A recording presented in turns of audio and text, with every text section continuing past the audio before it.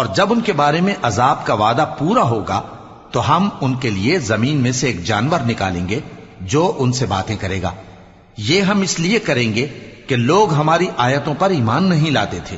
اور جس روز ہم ہر امت میں سے ایک بڑے گروہ کو جمع کریں گے جو ہماری آیتوں کی تکذیب کرتے تھے، پھر ان کی جماعت بندی کی جائے گی یہاں تک کہ جب سب آ جائیں گے تو اللہ فرمائے گا کہ کیا تم نے میری آیتوں کو جھٹلا دیا تھا، حالانکہ تم نے اپنے علم سے ان کا احاطہ تو کیا ہی نہ تھا؟ بھلا تم کیا کرتے رہتے تھے؟ اور ان کے ظلم کے سبب ان کے حق میں وعدہ عذاب پورا ہو کر رہے گا تو وہ بول بھی نہ سکیں گے۔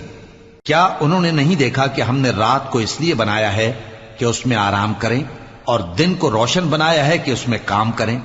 بے شک اس میں مومن لوگوں کے لیے نشانیاں ہیں۔ اور جس روز سور پھونکا جائے گا تو جو لوگ آسمانوں میں اور جو زمین میں ہیں سب گھبرا اٹھیں گے مگر وہ جسے اللہ